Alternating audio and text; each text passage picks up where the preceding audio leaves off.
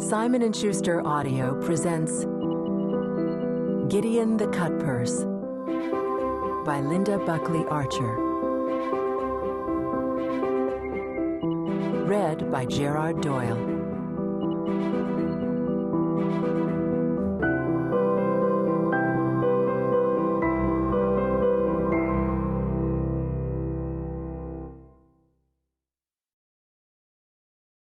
To the reader. When I talked to Peter Schock about the part he played in all these events, he asked me to include some passages from the book that Peter himself found at Hawthorne Cottage in Derbyshire. Its title is The Life and Times of Gideon Seymour. It was written between 1790 and 1792, but it was never published, at least as far as I can tell. Peter grew to love Gideon's stories. Lying on the grass under the shade of the oak tree at Hawthorne Cottage, Peter would let Gideon's soft voice take him to places and times he would never see for himself, and some of them he would not wish to. Peter told me that as there would not have been a story without Gideon, it was only fair that he be allowed to speak from time to time. I have therefore added some passages from Gideon's book to show his side of the story. As for the writer of these volumes, the witness to whom the narration of these events, of such great consequence for so many, has been entrusted, until you have heard the entire story, it will be impossible for you to understand either my part in it, or why this painstaking task fell to me.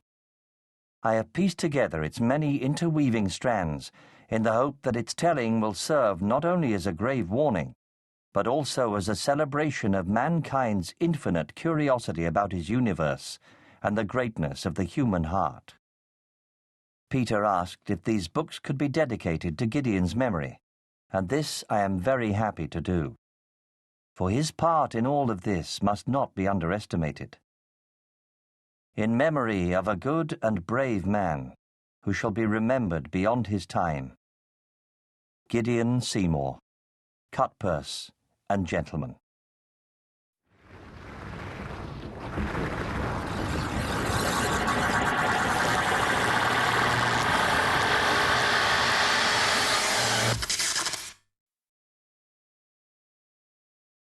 During those first days at Hawthorne Cottage, Peter felt abandoned by his father.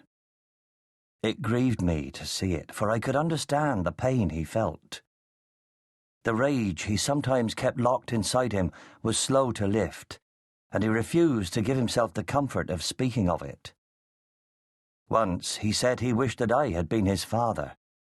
Then it was my turn to be angry.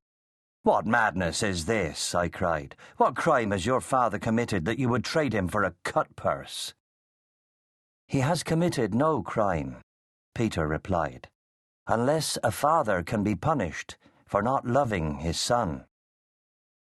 The Life and Times of Gideon Seymour, Cutpurse and Gentleman, 1792.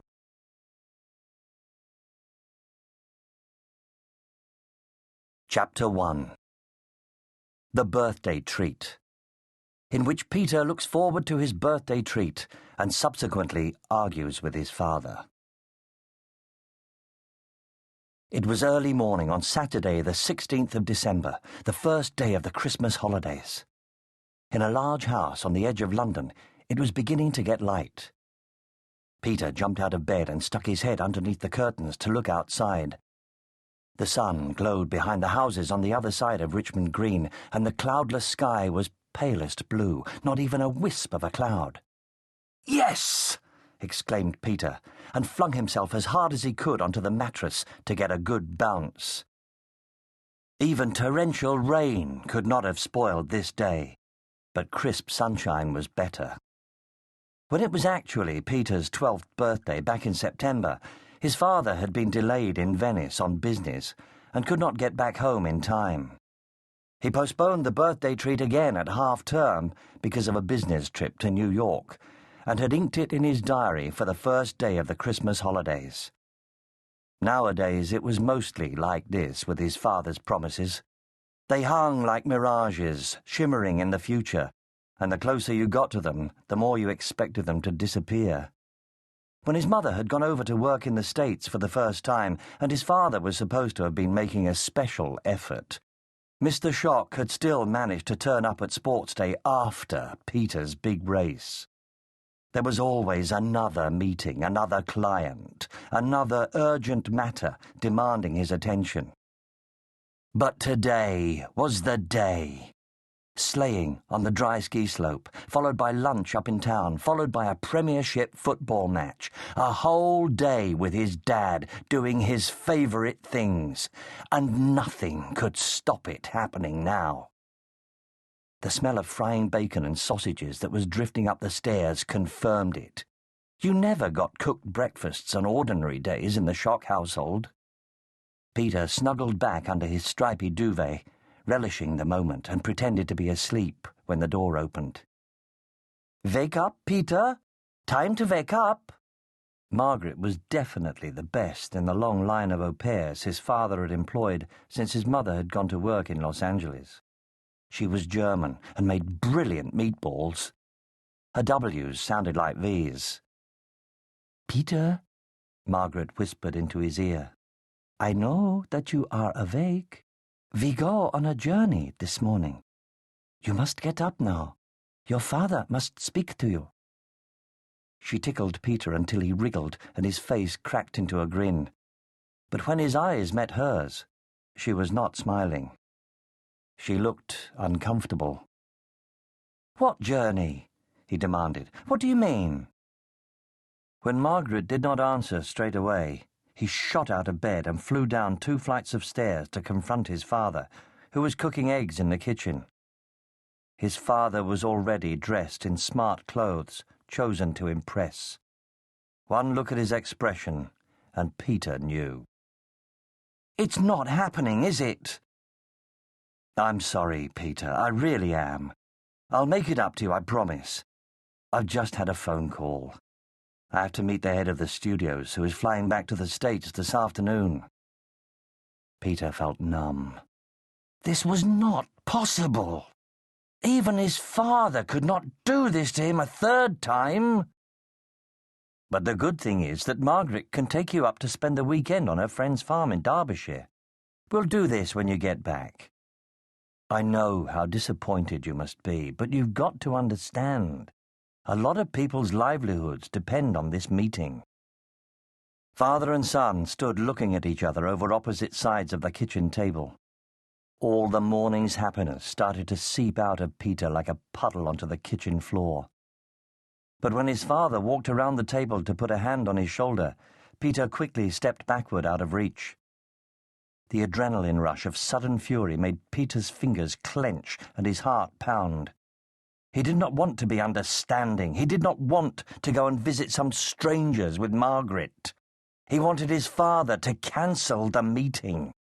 He wanted to hammer his fists against his father's chest and tell him never, ever, ever again to break a promise he had made to him. "I don't know why you bothered having a kid," he shouted. "You never want to do anything with me. I just get in the way." "If you're going to be like that, there's nothing I can say," snapped his father. "You know I'm here for you as much as I can be, but someone's got to earn the money to pay for all this."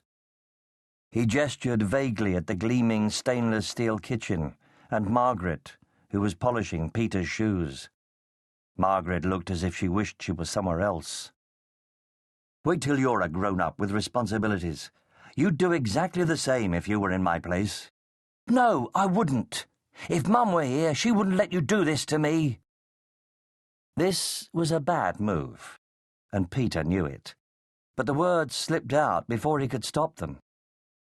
"Don't you dare take that tone with me." His father's voice had become steely with barely controlled rage. "How dare you say that, when it's your mother who's chosen to work on the other side of the planet?" He picked up the frying pan and shoveled the now overcooked eggs angrily into the bin. "You'll go with Margaret. End of story. And I'll think about rescheduling your birthday treat when and if you stop acting like a spoiled brat." Peter hurtled upstairs, unable to cope with the feeling of helplessness, the sense of injustice.